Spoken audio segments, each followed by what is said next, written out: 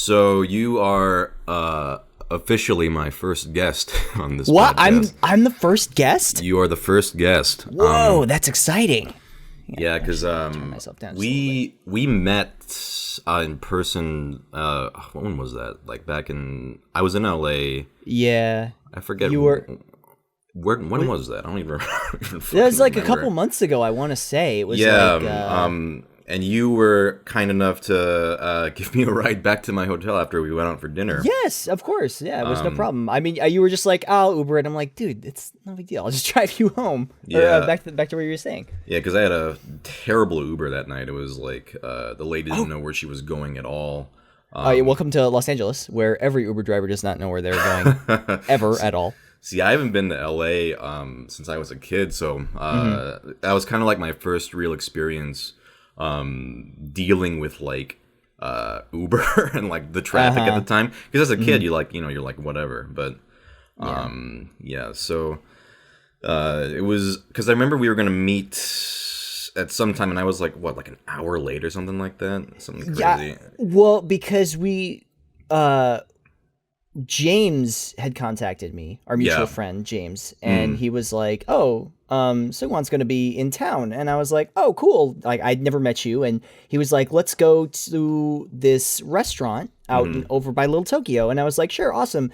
And then, so I got to the restaurant, and we were chatting for a while, and then I remember, I think you texted him, and you were like, "That was, I'm on my way. That flight was horrendous," and we were like, "Ooh," I felt bad because like. It was late, and like you were probably already tired from getting there and traveling so much, and you showed up and we hung out, and it was fun. Like it was a nice little like get together. But man, I felt bad because the flight was already delayed or something, wasn't it? Yeah, basically it got delayed like several hours. I was supposed to get there much earlier in the evening. I got there like literally like right before, and I texted him and I was like, "Do you still want to meet?" And he was like, "Yeah." Which I was grateful for. Yeah. We were already out, so we may as well just have done it anyway. But yeah. So when we were on the way back, we were talking about like I was surprised because we were talking about comics actually. Yeah. Which I didn't know you were a big comic guy. And I remember as we were going back, because we just kind of shot the shit about like animation and all this stuff. Oh yeah. And so that was actually one of the reasons why I reached out to you to be one of the first guests, because I was like, you know what, like it's. Thank you. I know. Oh, I'm so flattered. Thank you. Yeah, I was like, this it's just fun to talk to this guy, and like I would like to talk to him some more, and so I figured. I'd ask you to be one of the first guests. So awesome! Here we are. That really means a lot. Hey, first of all, congratulations on everything that's been happening lately to you. Oh, thank you. Yes, it's been interesting, an interesting sort of ride. Couple weeks, I want to say, lately for you. Yeah. I guess it's Well, you kind of had the same sort of experience, because I guess one thing I wanted to kind of talk about was we both, I don't know how much of this you want to bring up, but we both kind of got our starts on Tumblr. Boy, on old I knew Tumblr. It was coming. I knew it was coming. And I Tumblr's a weird place. That's a weird place. I know you got your start doing like voice acting stuff, and were you doing 50% off at that time, or was that after that?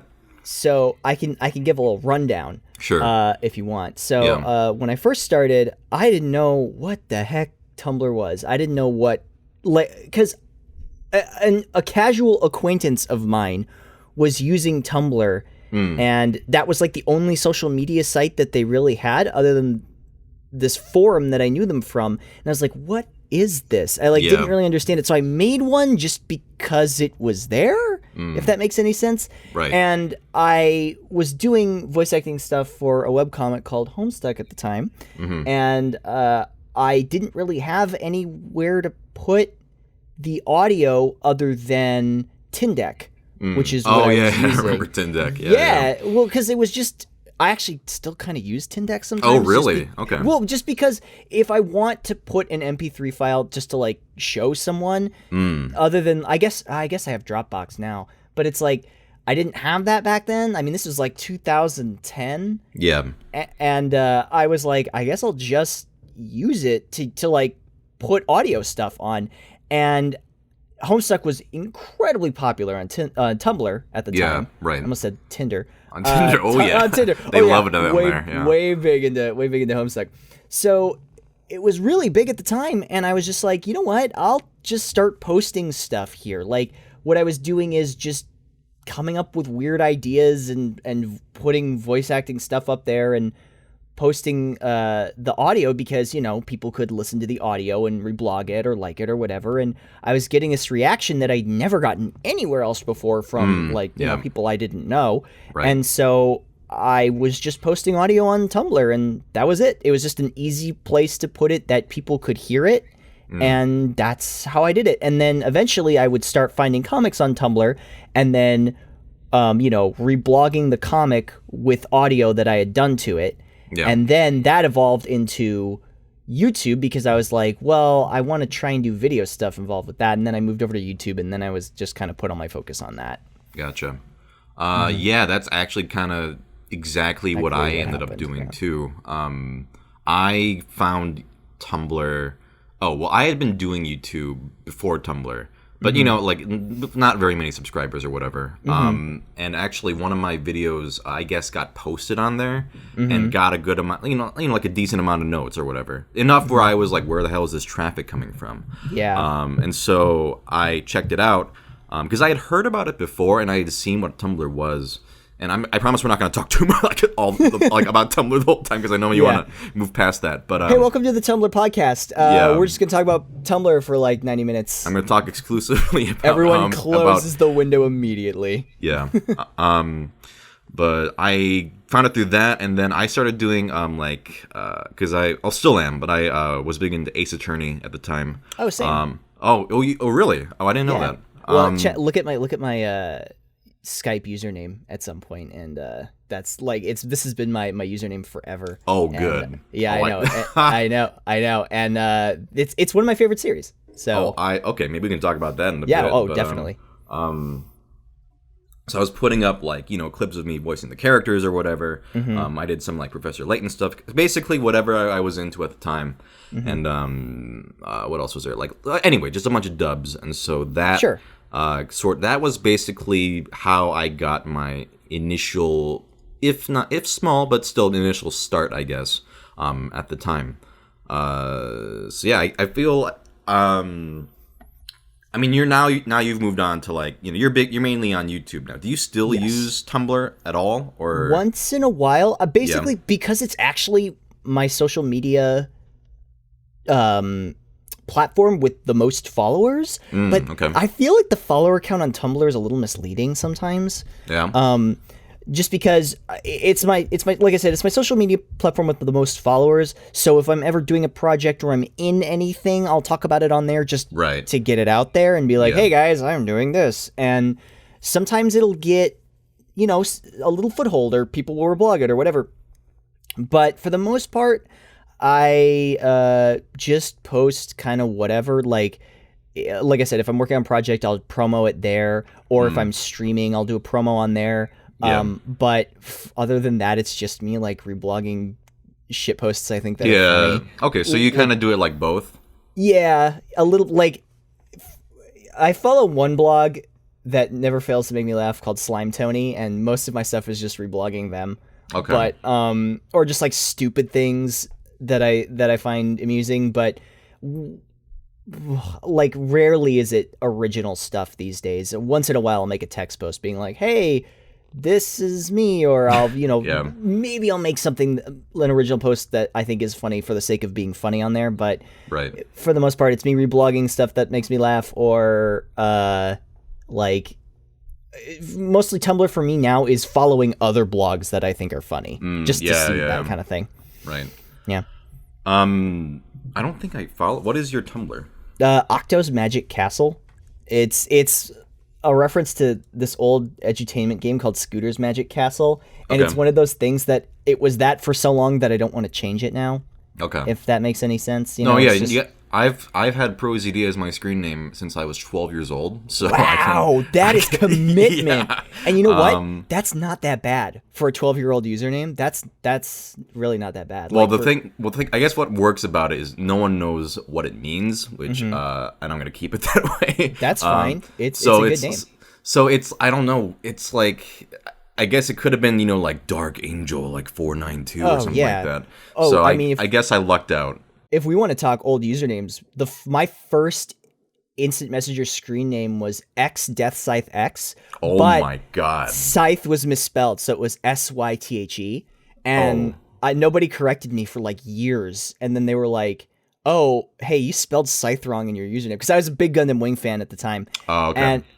And so I was like, "Oh, well, now I feel like a doofus for spelling it wrong," and so I changed it to Blue Haired Thief, named after the thief from Final Fantasy series because he had blue hair. Okay. And thief was misspelled again. Man, you just had a bad track record. I was not good at spelling. I was not great at it.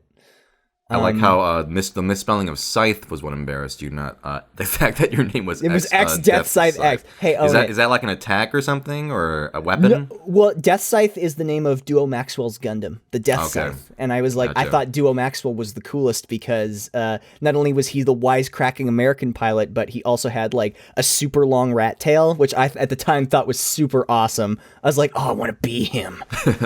Yeah. Yeah. Well, all right. Awesome. Cool. I'm glad I know this about you. Yes. Oh, yeah. Now everybody knows this about me.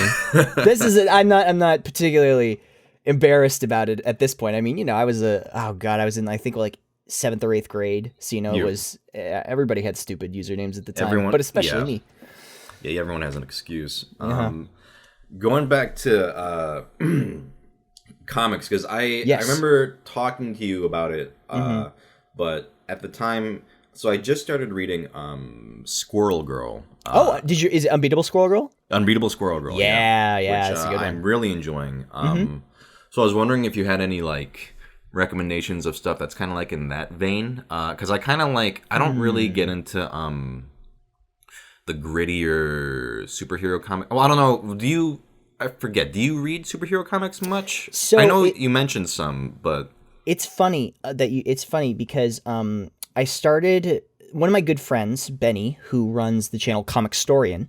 I started helping him out with his new channel, Manga Storian. So his channel is he recaps comic stories. So he'll take storylines, that are spread out over a few issues or, a few chapters, and he'll summarize them into one video, and he'll use the images, but he won't use the direct dialogue. So he's not like doing a dramatic reading of the comic itself. Just kind of like a recap.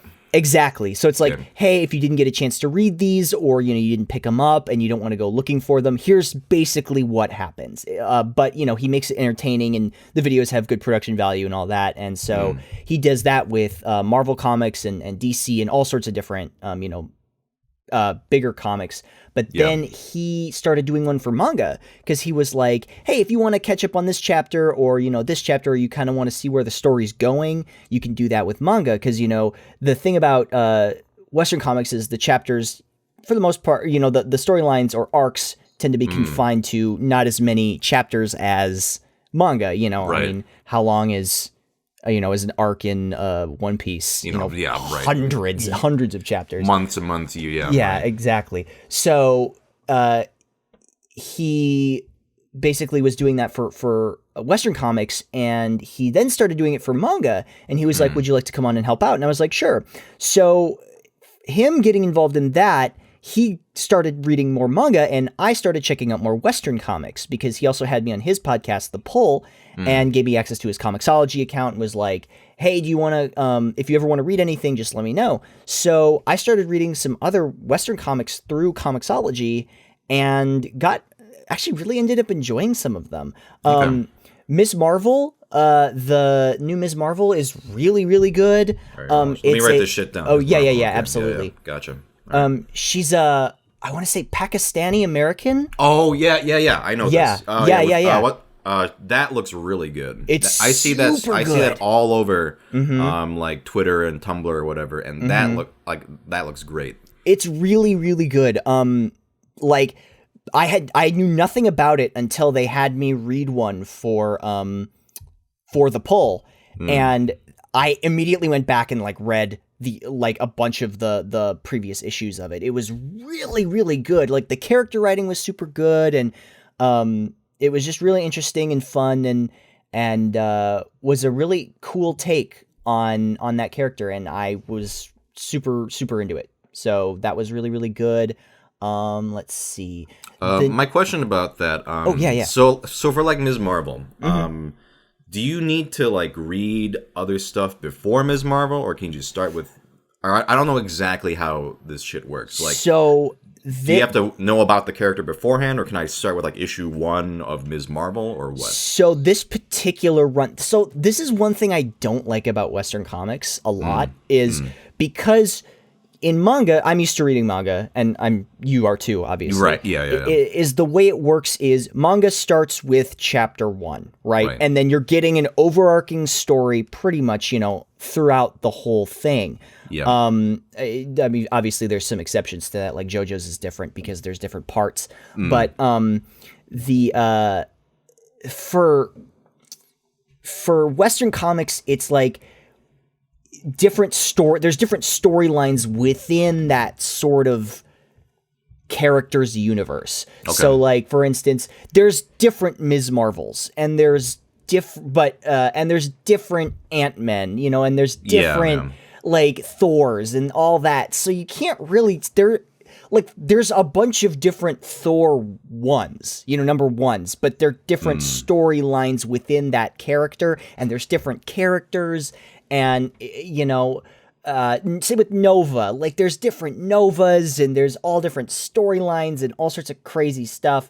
And I'm not an expert on it yet, but it gets very convoluted. But, the way I like to say it, and the way that Benny has taught me, is there's really good storylines within that character's continuity, and basically there's really good jumping off points for that. And I don't know all of them yet, just because there's so many, but if you ever talk to a comic expert, they'll be like, okay, you want to read Doctor Strange, go with this storyline, the first chapter in this one, and if you like that one, then go to this one, and then if you like that one, continue that, and so on and so forth.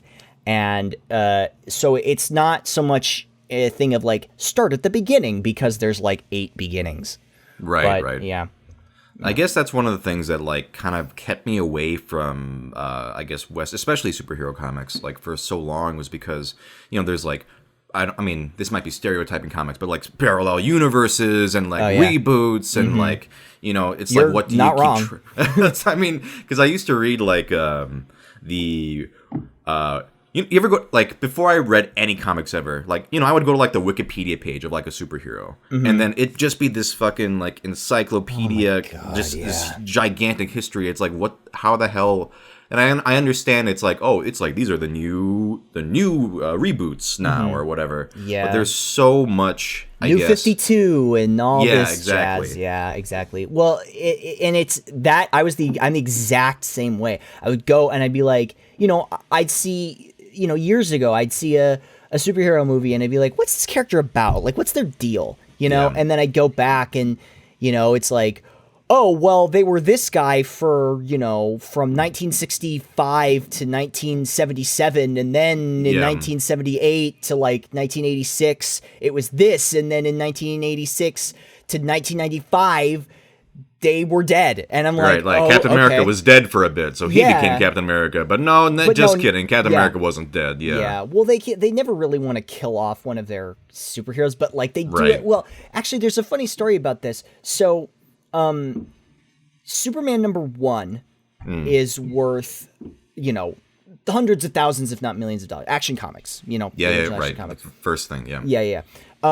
The comic where Superman was killed by Doomsday, spoilers, in from 1997 or 1996. I think people have had time to read it. By whenever that happened, that they were expecting that to be worth like an astronomical amount of money because they're like, it's the issue where Superman dies. You know, that's insane. And, you know, now it's worth, you know, a couple $100 or whatever. Okay. It's worth like, you know, maybe even if that, I'm not sure. But it's like they did it to sell comics. You know, they just do that kind of like crazy thing just to be like, whoa, isn't that nuts? You should own this comic. And everybody's like, I guess, you know, it's essentially YouTube clickbait is basically. That's a good way of putting it. It's YouTube clickbait, but a comic title, you know, or a comic concept. It's crazy. But yeah, that's, I feel like there's so much crazy stuff going on in the continuity of Western comics that it can be a little intimidating, especially to somebody who's used to reading a continuous story, you know, for 300 chapters or whatever, you know. Yeah. That's why I've been enjoying Squirrel Girl so much, which, I mean, they do bring in like references to like other things that are going on at that time. Like there's like a female Thor, I guess. Yep. And something like Captain America's old for some reason. I don't know what that is. But and this was probably like I don't know when this was published, like a year ago, 2 years ago, but I'm a little behind. Yeah. But it's been nice because it's basically been mainly just Squirrel Girl, and it doesn't feel like I'm missing out on other things that are happening. It feels to me at least pretty self-contained, which I like, and they'll like reference like, you know, stuff way in her past, which is kind of funny. They'll show like flashbacks or whatever. Make it more accessible. But I find that I like I wouldn't necessarily be opposed to like more serious stuff, but I guess I'd want it to be, something special about it. Like someone mentioned to me, there's like some series about the Vision that's apparently interesting. Do you know anything about this? I haven't seen that. That sounds interesting. I looked at it briefly, and it was something like, and I haven't read it, so I don't want to get this wrong, but it's something like, I guess the Vision is in like a suburban drama, like all the family members are like the Vision, and like it's not really a superhero comic. It's just like almost like a like a drama, just like in a neighborhood where like people are weirded out by him. Okay, something like that. It looks so that's one I actually kind of want to check out, because it just looks nothing like any other superhero comic I've seen. Okay, so I'm interested in that kind of either funnier stuff or just interesting takes, I guess. Okay, I've read like, you know, because, you know, I'll go to like Free Comic Book Day and they give you like issues of like all the different things. Sure. And I'll read like some of them. You know, they're like pretty good, but they don't grab me as much as either a funny thing or a really fucking weird, interesting concept will. Yeah. So I guess, do you have anything like that? Not to put you on the spot, but a few suggestions or anything like for what to check out? So another one I kind of liked was Guardians of the Galaxy now is pretty good. Okay. I was enjoying that. Venom's on Guardians of the Galaxy. I guess that's not particularly new, but yeah. So, see, another kind of thing. So Venom is an Eddie Brock. What's his name? Flash Thompson is He's Venom now. Okay. Yeah, and like, because Flash Thompson like couldn't walk, and then the symbiote let him walk, and then there's a whole bunch of stuff, you know. Like, see, it's kind of one of those things that you know these characters, but then they change them so drastically in the world and in the books that they end up being way different. I actually love that shit though, because I haven't read them, but like I'll read like the Wikipedia page and I'll be like, oh yeah, Flash Thompson, he became fucking Venom. He's Venom like, now, right? And he's in the Guardians of the Galaxy. Like, that kind of stuff. That's what kind of interested me in comics. Like, I just want to kind of be a part of like this. It's like not to go back to like Homestuck, but like Homestuck or anything that has a really convoluted storyline that I'm not a part of. Like, I'll like look at their Wikia page. I did this with One Piece actually before I watched it. Oh wow! How long have you been reading or watching One Piece? I got into it pretty late actually, because I read it when I was like a teen, like maybe like 15, and I couldn't get into it actually, and I dropped it. And then years later, I started reading like, because there was a really interesting story arc going on at the time. This was probably like maybe I like to say 4 years ago, maybe 4 or 5, whatever. So, I started reading spoilers because I don't give a shit. Like, I'm not gonna read it. Yeah, but then I read specific spoilers, and I was like, holy fucking shit! So then I went back and watched it all the way. Oh wow!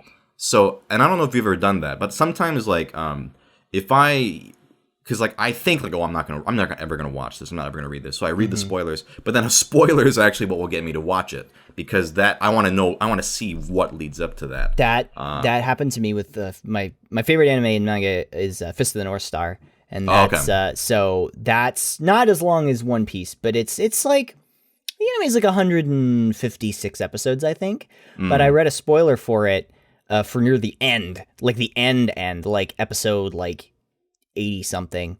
Yeah. And I was like, it's a classic, it's right. From the early 80s manga and 1986. It's like one of the first action anime ever. And I was like, I'll just go back and watch it. And I did. I watched every single episode of Fist of the North Star 1 and 2.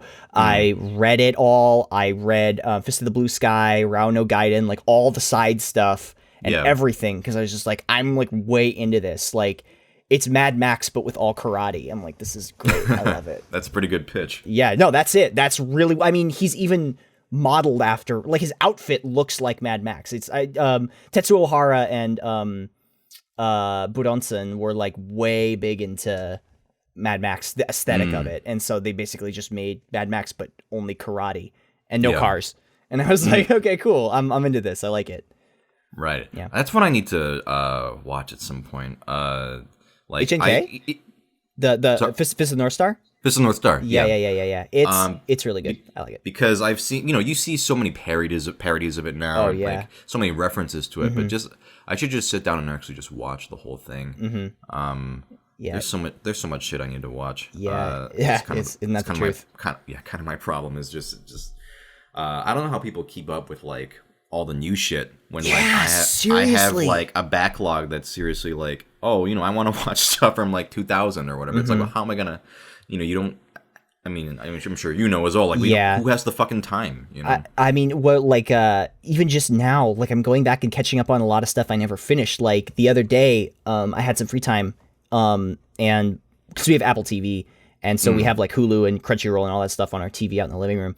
Yeah. And so I went back and I was like, oh, I want to watch Hellsing Ultimate. Because like I never finished that. Okay, so it's real good, but man, like I like Hellsing. Like it's a very kind of middle schooly Alex sort of thing that I like, Yeah. Oh, badass vampire, killing all these bad guys kind of thing. And then it's just like I was watching it, and it's a very nostalgic feeling because I remember watching the original Hellsing anime. Yeah, and it goes way past the anime. Obviously. Oh yeah, I watched the original anime, and then I actually read it for a while. And so I got actually pretty far, I think, but then I guess I just fell off of it. But anyway, what you were saying? Oh yeah, so like I caught up with, or I got pretty far into Hellsing Ultimate. I think I made it to like episode 6 because I hadn't seen all of it yet, because it goes up to episode 10. Okay. But even that was like 6 hours. Of anime, and it's like so much time of watching an old anime. I mean, it's not old, but compsider like a comparatively, because stuff's always coming out. I'm like, how do I keep up with all this?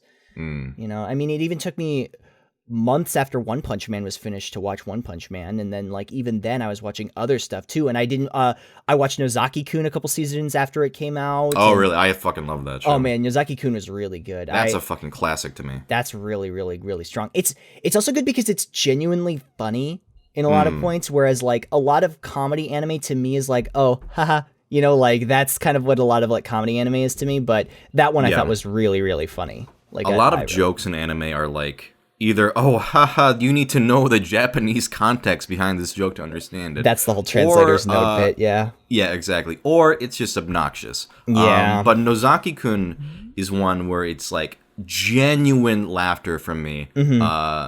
I fucking love that show. Yeah, Nozaki-kun was good. Very few anime comedies will like really do it for me. Actually, I'm trying to think of some that I like. Arakawa, like a Full Metal Alchemist or Silver Spoon. I think she's very funny. Yeah. Yeah. She nails her comedic bits. Like, I think perfectly. And maybe it's like a female mangaka thing. I don't know. Like maybe they don't rely as much on just the stereotypical humor. I really don't know if that's what it is, but something about, and even like Rumiko Takahashi, like her stuff is actually really funny too. So I don't know. I find myself drawn more to, I guess, coincidentally, female manga comedy for some reason. I don't know why that would be. But I mean, it's funny because for like comedy, I don't think I'll only really watch comedy anime if because actually normally what I watch is like action or shonen kind of stuff. Like that's usually typically what I'll watch, but I do love comedy. Like one that I ended up really enjoying that I never thought I would ever watch is Chunibyo. Did you watch Chunibyo? Oh, which one is that? Chunibyo's the one with Rika, the girl with the eye patch. Oh, I know the girl, but I haven't seen her. Everyone knows everybody's seen her. We know the girl, yeah. So what's that about? Oh my god. Okay, I love this because nobody really knows what like everybody's seen the girl and they kind of just like assume what it's about. And whenever I tell them the plot, they're like, I never would have expected this to be the plot of this, but not only the plot of an anime. So there's this guy, the main character, and in high school, he was like it's hard to describe. He has what's called Chunibyo, which is where like delusions, like he has like, like he thinks he's really great, like that kind of trope? Sort of, but like an OC. Like he made himself into an OC. Okay. He calls himself the Dark... I know what you're talking about. Yeah, like the Dark Flame Master, and he wrote all this, like, he's like, oh, I have magic powers, and I have a dragon living inside, and that kind of thing, you know? Right. And then he gets to high school, and he's like, I was an idiot. Like, what was I doing? Yeah. Like, that was ridiculous. That's embarrassing. I'm sure many of us can relate to. Oh, Lord, yes. I still have a closet full of Silk Dragon Ball Z shirts. But nice. Yeah. So he is going to high school and he's like, I have to distance myself from that completely. Like, I'm going to a different high school that's far away. No one will ever know. And then it turns out that his upstairs neighbor is Rika, that girl, is still in that phase. And she's going to his new high school. And she's like, oh, I know you. You're the Dark Flame Master. And he's like, no, shut up. Don't ever call me that. Why? Like, stop. And it's all about... So do they know each other through, like what was it? Like, through, like, an internet thing? Yeah, like message boards and stuff. Gotcha. Okay, and so she knows who he is. And she would, like, hear him because, like, talking about it, like, I think, like, through the floor. Oh, like, because she lives above him. I think that's a bit, but I don't remember if that's a thing. But, like, she knows who he is.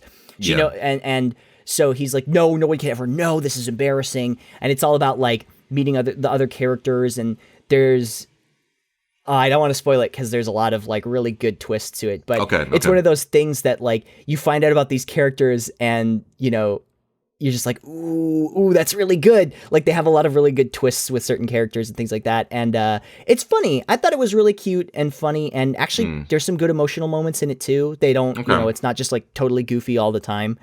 But yeah, I really enjoyed that one. There's a second season too, which I don't think is as good as the first season. But the cool thing is, so it's by KyoAni. It's by Kyoto Animation. Yeah, I was going to ask because I was like, I can't keep track of which ones are KyoAni, but I was pretty sure that one was. Yeah, they have the style.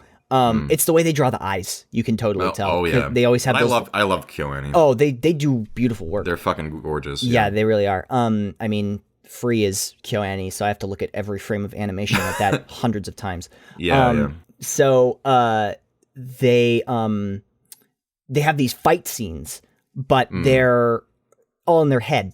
So you'll see these crazy fight scenes, and then like you flash back to reality, and she's like fencing with an umbrella. They have these like crazy things, and it's just like what they're imagining. So that's pretty cool.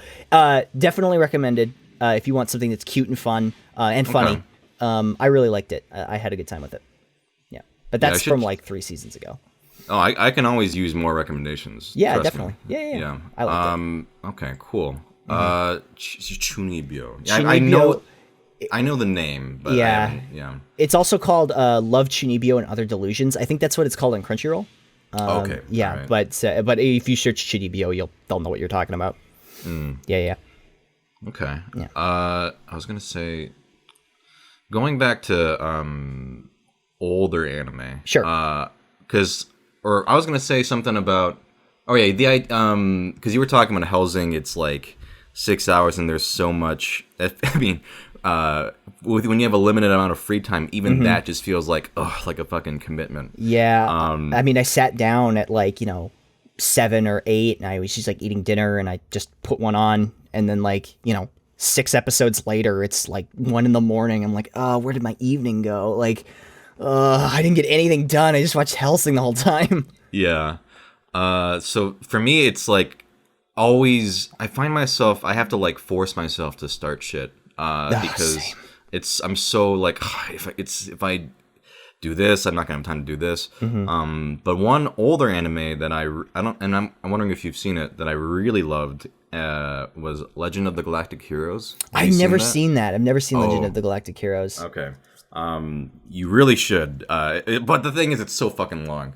But it's basically like and so I looked when I first saw it, I was like, this doesn't look like it'd be my thing because it looks like a very serious space opera kind of like thing. Oh, I've seen people with avatars with Twitter avatars from this show. So the characters are brilliant. Basically, it's like there's these two sides, and they've been at war for centuries, basically. And there's one's a democracy, one's a republic, like a dictatorship. But the good thing about the show is that both sides are pretty fucked up, and there's a lot of moral ambiguity, and all the characters you like root for characters on both sides, and the characters are all really well written, and it has very the writing is excellent. It has really good kind of like. I guess Game of Thronesy kind of like twists and turns because everyone has like different agendas and stuff. Nice. Now when I saw it, I thought this looks very like I was like, oh, it's kind of old. It looks kind of dry, but nah, man, I was sucked into that shit and got so emotionally invested into it. So that's an old anime where I got completely sucked in. This looks like if they took all the political stuff from Gundam series and just made it its own anime.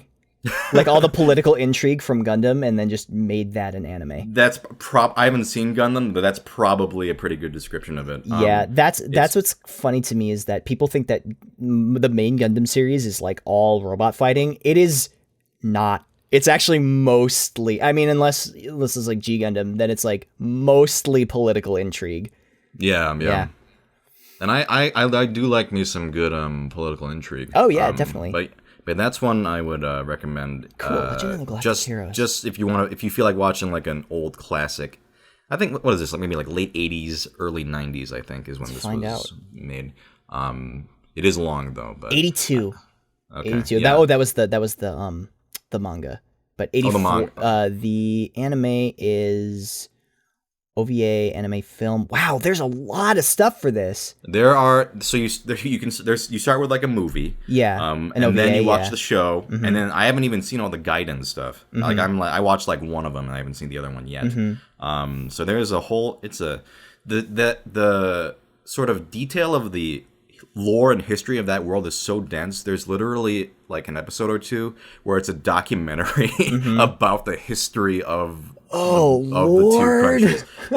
It's that but it's fucking fascinating because I usually don't get into stuff that has like deep lore or anything like that, but I found myself so invested in these characters and their circumstances that I ate that shit up. If you want good like space opera kind of thing that's like got good characters and also fun lore, have you ever seen Gunbuster?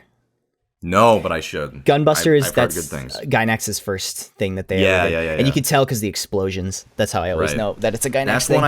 That's one I've been meaning to see. And then if you watch Gunbuster, watch Diebuster because that's one of those things that's like, it's hard to relate them without spoiling it, but they're both related because Gunbuster is a series of OVAs, I believe, and then Diebuster is an OVA that takes place in that same universe. But it's really because like once you finish Gunbuster and then you watch Diebuster and you're like, what does this have to do with the series? Like I get it, there's a lot of similar themes, but then at the end it all connects and you're like, oh my God. You're like, oh, it's cool. It's just they're a good couple of series. Gunbuster is also one I like to recommend to people that aren't big into anime because it's just like, it's a little more retro classic because, it's fun. It's like got good action. It's got fun characters and a good story. It's another one that I really like to recommend to people. Okay. That's one. Yeah. I gotta see Gunbuster at some point. Again, like that fucking backlog of shows. Oh yeah. No, that's how it always is, and here I am writing down Legend of the Galactic Heroes and I'm like, all right, it's going on the pile. Yeah, exactly. I'll get to it, Yeah, like maybe like I watched Attack on Titan literally like years and years after it came out. I never finished watching season 1. Oh, I just couldn't do it. Like, cuz like I mean, if you want to talk about this, we can talk about this cuz I have some feelings about this show. Sure. I guess I expected more out of that show than what I got. Like, because I loved the idea of it being more survival about like, how do we fight these things? Like, oh no, there's this new threat that we can't deal with. Like the Colossal Titan, like, what are we going to do? Like, how do we fight this? Like, how do we solve? And then like, it just turned into shonen anime. And it was like, I guess I went in with expectations for it being one thing. And I guess I sort of felt like it was a bait and switch. But then everything after the anime did you read it all? I have not read it. No. So the thing is, like, everything after the anime, like all of season 2, essentially it is like no action at all. It's like all political intrigue. So it's like, I feel like that that series in general does a lot of like switching itself around. And I kind of feel like if I go into a series, I want a certain tone to it. Or consistency, and I just felt really jerked around the whole time, and I just couldn't finish the anime. I was like, I just am not into this. I just can't. I'm not feeling it. I mean, sometimes it happens, and it's not like one of my favorite shows, but I actually found myself sort of pleasantly surprised because I usually don't watch the popular show when it's out. Usually just because it's like a bombardment of like everyone kind of spoiling it or like talking. So I just try to like, I guess, ignore it. Sometimes I make an exception, but and so Attack on Titan, I thought it was gonna be a lot dumber than it was, and I was actually surprised that there was some good, like the main characters are really bad, but I think some of the side characters I found myself enjoying a lot more than I thought. So I found it entertaining. I didn't think it was a masterpiece or anything. Sure. But I enjoyed it. I just couldn't get into it as much as I think everybody else was. I think that's just sort of what it is. I was like, I mean, I don't think it's bad, but it wasn't really what I expected, and it just didn't grab me, I guess, as much as it did other people. Because I mean, that was like the anime. For a season, like 2 seasons, 3 seasons. That was like all anyone talked about was Attack on Titan. That was it. And then it just kind of went away. It just kind of went away for like years, and I don't understand what the reasoning was for that. Like the hype completely died down. Yes, it absolutely. And they're making a new season now. Yes. But does anyone give a shit? Okay, so it's funny to me because, like, I said the same thing, but I see a lot of people getting really excited for the next season now. Like, a lot of people getting really excited. And I think the other thing is Attack on Titan appealed to a lot of people who weren't into anime. Like, it was a very, it was very visceral. And that attracted a lot of... That's one thing I did really like about it. Yeah. It attracted a lot of people who aren't necessarily into... or who are more into kind of like the Western... Because, I mean, if you think about it, it's very Western. Like, it is. The setting, the names. I mean, aside from the fact that they're speaking Japanese, like, it's a very Western show. Like, it takes place in essentially Europe, all that kind of stuff. And it attracted a lot of people who, like I said, wouldn't typically be into anime as they viewed it. And so, it's a visceral thing, which, a lot of Western, comic people are into. They're into that, like, intense violence and gore. Yeah. And which isn't necessarily my thing. But it was that audience saw that, and it attracted a lot of people to that. So, yeah. Yeah, I that was kind of the only thing you heard about it at the time. It was like, oh my god, how fucked up is this? It's crazy. Yeah, which that alone was not enough to. I think I just finally just sat down and watched it because, like, I haven't seen it. Like, I guess I should watch it. So I guess we'll see how season 2 goes. Yeah. So, man, there's like I'll probably have to get you back on at some point because sure. I feel like there's so much shit. Yeah. Because I mean, you're clearly a guy who loves consuming media. I love, because I want to work in media. Yeah. I think it's important to get a broad spectrum of it. That's kind of how I feel. Like, not only shows, but video games. I mean, we didn't even talk about video games. I would like to talk about Ace Attorney with you before this podcast ends. Okay, yeah. Because that includes video games, that includes TV shows, that includes comic books, that includes manga. And I figure, like, if you get a good, because what you create and what you make, this is kind of an ending statement for me, but I'll say it now, is a collection and a conglomerate of what you know. And the more you know, the more you can draw on for when you create. And I'm sure, I think that's very apparent in what you do, because you span such a wide, breadth of for your videos is, you talk about video games, you talk about all kinds of video games, you talk about all kinds of manga and anime and stuff. And that pays off because you have this knowledge and this understanding of a lot of different things. And I think it really does help you create, it really does inspire you to make something based on what you know. And if you know about a lot and you read and consume a lot, I think you can make something better, Oh, yeah, I agree. And I think, because you see that a lot in, like, for example, anime. Like, you can see creators anime who have clearly only seen anime. That's all they consume is anime and manga. And it becomes so just focused, like, and you see the same exact tropes and the same exact thing. And so when you see another show or another, really this goes for any kind of medium, not just anime, but where you see someone who clearly has sort of a widespread range of influences or interests, it shows. And so I think, and also I guess we're both just lucky because I just like a lot of different things. Yeah. I am not just in, I love games. I love I love movies. I love all kinds of live action shows, anime. Recently, just got into like a lot of board games. Cool. Oh yeah. What are you playing right now? Like what are some of your favorite board games?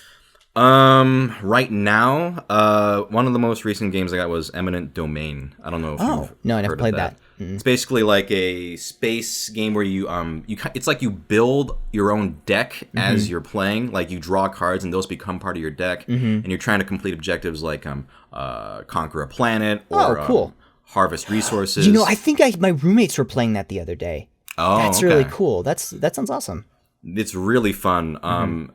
So that's one I really like right now. What else have I been playing recently? I just got into like Pandemic. I don't know if you know. Oh yeah, that one. Yeah. That one's that's pretty tough because a friend of mine got me Pandemic Legacy, which is basically Pandemic, but you played over a series of playthroughs, and every choice you make is permanent. Like you like rip up cards or like wow. Apparently it's like you play, it's called season 1, so you play it like a story. But we're shit at Pandemic right now because we just got it, so we got to like practice to prepare for that. Have you played Betrayal at the House on Haunted Hill? Oh my god, I love that game. Hell yeah, that is one of the best. I love that game, but man, those games take so long. They're hours long. They do take a long time, but they're worth it. They're worth it. They're so much fun.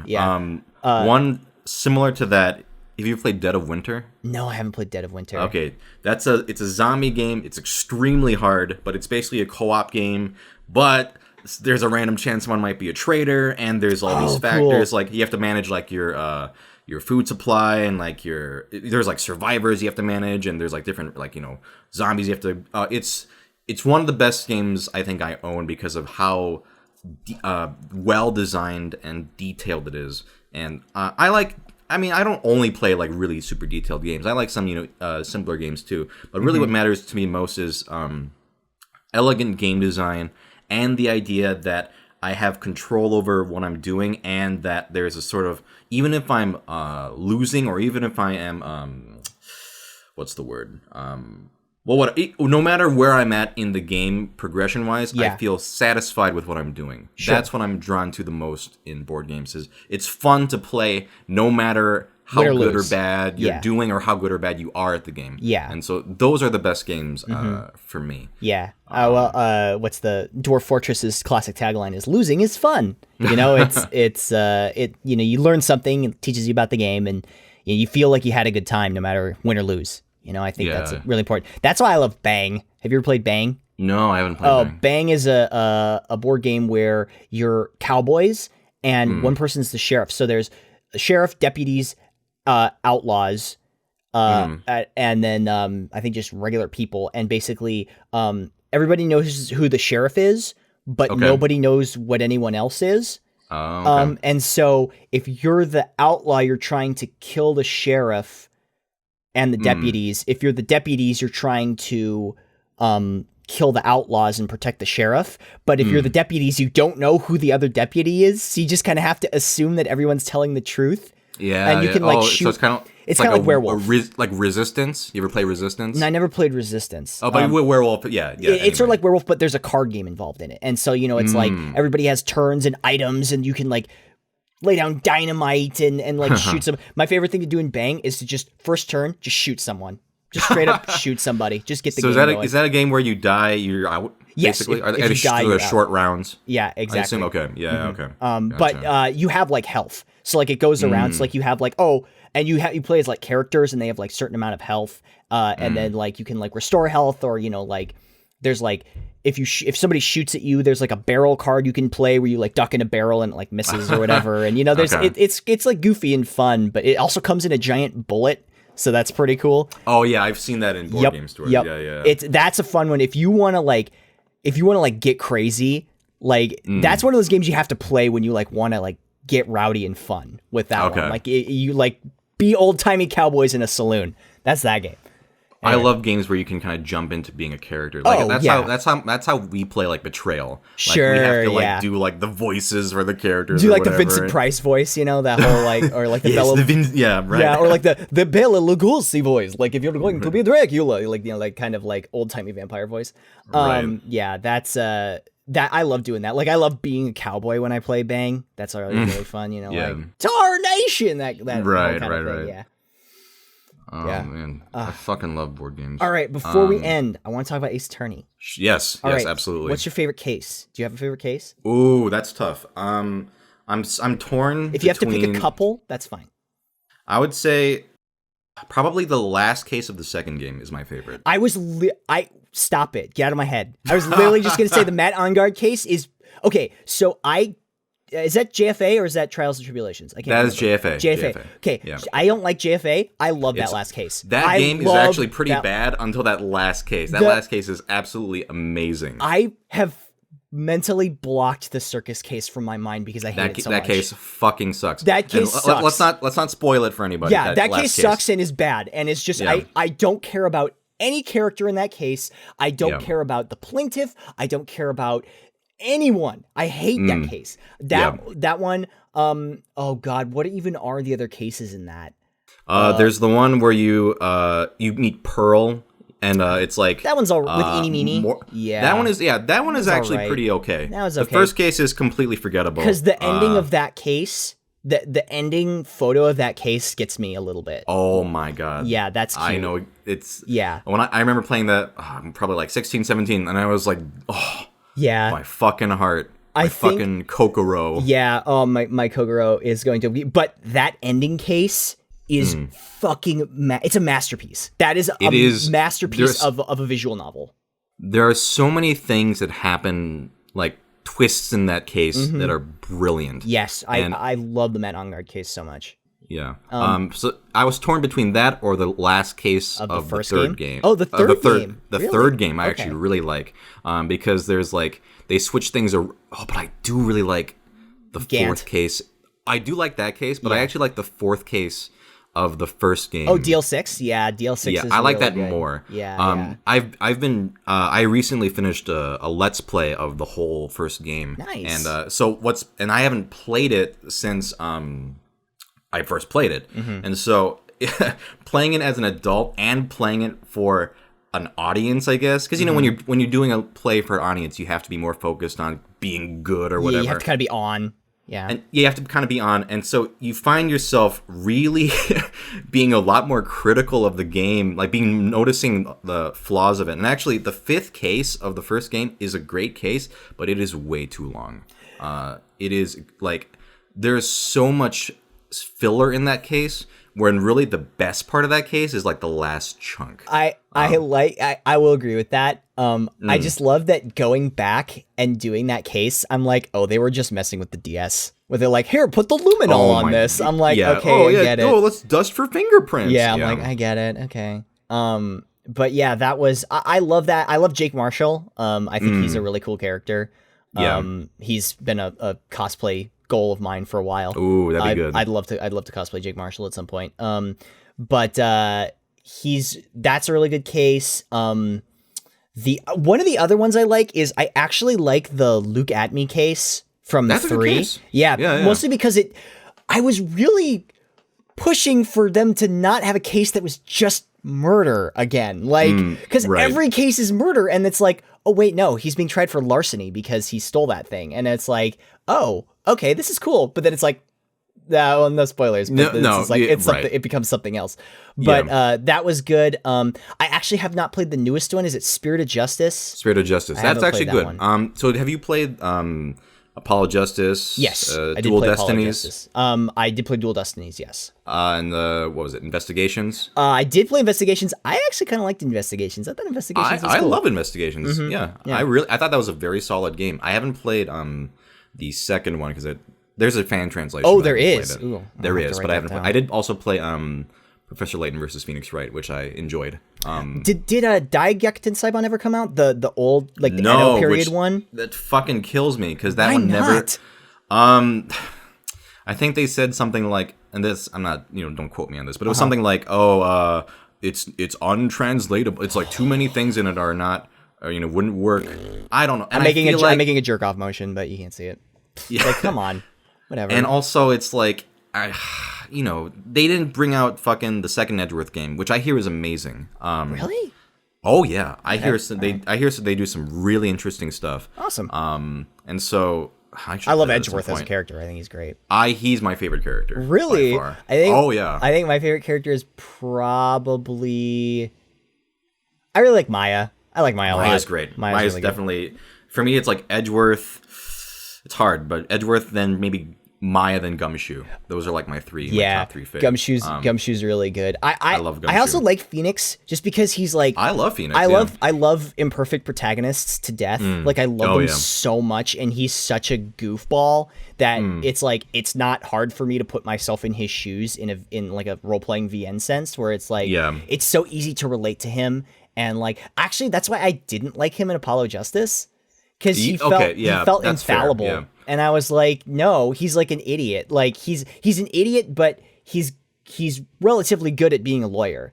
Like, so it's like, but they just got the lawyer part in Apollo Justice. I was like, no, I want like kind of like the goofball back. Like I want that character. Did you know that Shu Takumi didn't want a Phoenix in Apollo Justice?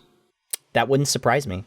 He didn't do Apollo Justice, but he was like, you probably shouldn't put Phoenix in. I want, if you're gonna make a fourth game, which he wasn't really like involved in directly, he was like, try to make your own thing. But then they added Phoenix, which I guess worked out. But Phoenix does feel way too. He just feels like, hey, I'm Phoenix. I'm this gruff. He's like, I'm a badass. And he's like, he's not a badass. And no, I appreciate in Dual Destinies, they just went right back to, he's a dumbass. He's competent, but he fucks up. He's a lawyer. I mean, he's passed the bar, assumingly. And he's competent, but, he's a goofball. And he's, sort of a not very serious type of person. And so to see him in that, like, fatherly wise man role, I was like, oh man, like that's sort of a weird twist for him. It's pretty jarring, and I think a lot of people feel that way too. Although I did like that you get to play as him, or there's like a bit in Apollo Justice where they do like a flashback case, trial at least, which I appreciated.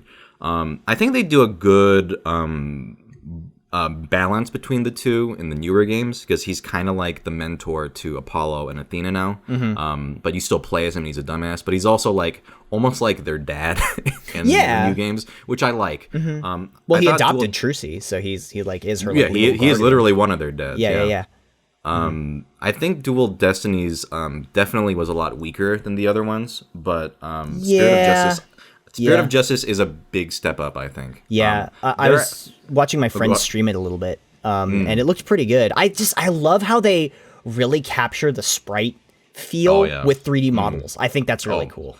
The animation of the witnesses and stuff is great. Yeah, and well, it was always great, but you're right. They did manage to capture that, and they kind of get to even go, because in starting with like Apollo Justice, they started getting really elaborate with the animations, like with the air guitar and like a whole bunch of shit, and even like Trucy's like Mr. Hat animation, that was fucking amazing. Yeah. So like they have a lot of fun with it, but it still manages to feel like the old games, which I appreciate. Spirit of Justice. I won't spoil it, but they do a very interesting thing, because you were saying like, oh, you wish it wasn't always murder. There is a case in that game where they do something very interesting, and that's all I'll say about it. So whenever you play that, I definitely will. I have a few issues here and there, but overall, I thought it was a very good game. And I think a lot better than 5, even though I liked 5. I'm rarely disappointed with Ace Attorney outside of 2. Like, I'm rarely, like, even if the cases are just kind of so-so, I'm very rarely disappointed with anything that comes from it. It's just such a fun series. Speaking of Shutakumi, before we go, did you ever play Ghost Trick? Yo, I loved Ghost Trick. Oh, Ghost Trick's great. I love that game. That's a fucking great game. It is a crime that didn't sell well. Like, that game is so fun. I love that game. It is incredibly original and just brilliant, and the gameplay is really fun. The characters are so fun. Yeah. Also, like a really interesting, just fun story, too. Yeah. I mean, Shutakumi is just a fantastic director, and I think he wrote it too. I wouldn't be surprised. Oh yeah. He's just fantastic at what he does. He's a great game designer. Yeah. He did I believe he did Professor Layton versus Phoenix Wright, I think. Did he really? I think he wrote the Ace Attorney. I didn't actually play that, but that was pretty good. Nice. I like both series, so I really like that a lot. Yeah. But yeah, man, I just, how did I not know you were a big Ace Attorney fan? I'm a huge Ace Attorney fan. I'm surprised I never mentioned it, but it's one of my favorite game series. I played it for the first time. A friend of mine had it, and he was like, "Hey, check out this game. You get to be a lawyer." I'm like, "What? That's stupid." And then I played it like all in 2 days, and I was like, "Where's the next one?" And the next one actually hadn't been released at the time that I played the first one on DS. And so as soon as it came out, I went to Best Buy and bought it. Back when it would have actually been at Best Buy. And I bought it like right away and played the whole thing. And then I remember the last one came out, Trials and Tribulations, just after I had gotten out of school for the semester. So I just stayed at home and played through the whole thing. Like, didn't leave the house, like just played through the entire thing. And I love that series to death. It's absolutely one of my favorites. So that will always. I would be totally fine if they just kept making Ace Attorney games forever, because I mean, just they're so much fun, and there might be some serious fatigue, but if I'm gonna be honest with myself, I'd fucking play all of them. Yeah. Oh, same. Yeah. It was like at the same time. I felt like it came out for me at the same time as they were doing a lot of like other kind of wonky titles on the DS, like Trauma Center and weird stuff like that. So it was like I had a very open mind at the time, because it was like, oh, I'm playing all these kind of like weird, like sort of like out of the norm Japanese. Exactly. Yeah. And so like I had a very open mind at the time, and I think that's why I was so receptive to it, is because I was just trying all this weird stuff like electroplankton and like, like Trauma Center, like I said, and like all this other weird stuff I was playing on the DS, and it was like, oh, lawyer game, sure, I'll give it a shot. And I just like fell in love with the series, and I really enjoyed it a lot. Yeah. Cool. Man. Well, at some point we'll have to get you on again. I didn't talk about. I feel like we can talk about so many other things. We didn't even mention like because I was gonna ask you about Yuri on Ice, but man, like because I haven't seen it yet. Oh, it's good. Okay, it's good. I'll have to check that out at some point. But anyway, Hey, sorry, what were you gonna say? I was gonna say thanks for having me on. This was fun. Of course. No, I was like, man, if I get him on, like, we're just gonna go off. Yeah. Just have, it's gonna be like an hour in like no time. Yeah. So okay, thank you very much for being on. Where can we find you? Go to youtube.com/OCTOPIMP. Or just Google OCTOPIMP. I show up. I'm the first result. That's what I'm just like, find Google ProZD. ProZD. Yeah. That's what I say. I'm just like, whenever they're like, where can they find you? I'm like, just Google my name. I'll show up. I do a series called 50% Off, which is a parody of Free Iwatobi Swim Club. I started a new series called Yaoi on the Rocks, which is a parody of Yuri on Ice. And yeah, thanks for having me on. This was a blast. Let me know if you want to do it again sometime. Oh yeah, for sure. Awesome. All right. Thank you very much. Peace out, fam. Yeah, boy. Bye.